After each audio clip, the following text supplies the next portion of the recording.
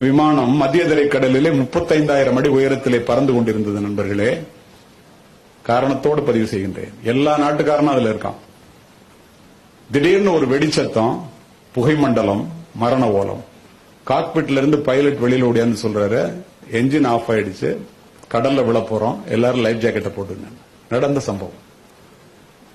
துணை விமானி மட்டும் விடாம என்ஜின் ஆன் பண்ணி பார்த்துட்டு இருக்கான். 20,000 அடி உயரத்துக்கு வந்துருச்சு. மயான அமைதி. யாராவது அதுக்கப்புறம் பேச முடியுமா? அடுத்தது 5,000 அடிக்கு வந்துருச்சு. துணை விமானி வெளியில ஓடியாந்து லைட் எரியுது, கிரீன் லைட்டுங்கிறான். விமானி போய் காக்பிட்ல உட்காந்து முயற்சி பண்றான். தண்ணீரை தொட இருந்த விமானத்தினுடைய என்ஜின் ஆன் ஆகிக்குது. தண்ணீரை தொடாம மேலே ஏற்றி பக்கத்து நாட்டிலே தரையிறக்குகின்றார்கள். Emergency landing. பத்திரிகை துறை நண்பர்கள் எல்லாரும் கேட்கறான், கடைசி இறப்பினுடைய விளிம்புக்கே போயிட்டு வந்துட்டீங்களே, கடைசியா என்ன நினைச்சீங்க? ஒருத்தன் மனைவியை சொல்றான், ஒருத்தன் நாட்டை சொல்றான், ஒருத்தன் வீட்டை சொல்றான், ஒருத்தன் பேங்க் பேலன்ஸ் சொல்றான். என்னுடைய பிள்ளைகளை அனாதையாக விட்டுவிட்டு இறக்கப் போகிறோமே என்று அழுதேன் என்று சொன்ன 11 பேரும் இந்திய தந்தைகள் என்பதை மனதிலே பதிவு வைத்துக் கொள்வோம். அம்மாவிடம் ஒட்டிக்கொள்வோம், அப்பாவிடம் எட்டி நிற்போம். அம்மாவினுடைய அன்பு வெளிப்படையானது, அப்பாவினுடைய அன்பு வெளியே தெரியாதது.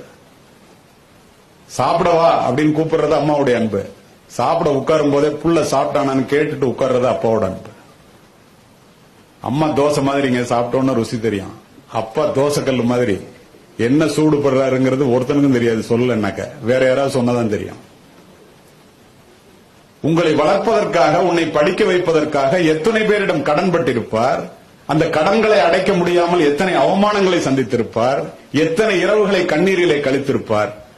அத்துணை சூழ்நிலையிலும் நீ என்னோட வேலைக்கு வாடா இந்தியாலன்னு சொல்லாம நீ போடா வெளிநாட்டுக்கு, நீ போய் அங்க போய் வேலை பாடுற, ஒரு புள்ள போனான்னா வெளியில இந்த குடும்பம் தலை நிமிர்ந்து நிற்கும் என்று நினைத்து அனுப்பியவர்கள் உன்னுடைய தந்தைகள்.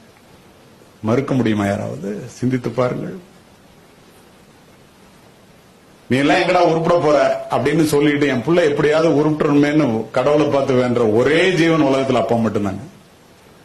5 வயசுல அப்பா ஹீரோவா தெரிவாரு, 20 வயசுல எதிரியா தெரிவாரு, 40 வயசுல தெய்வமா தெரிவாரு.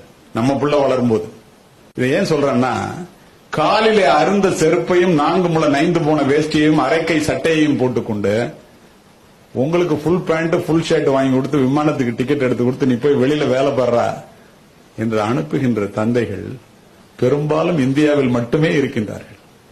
தனக்காக சமைக்காத அம்மாவும் தனக்காக சொத்து சேர்க்காத அப்பாவும் இந்தியாவில் மட்டுமே இருக்கின்றார்கள் நண்பர்கள்.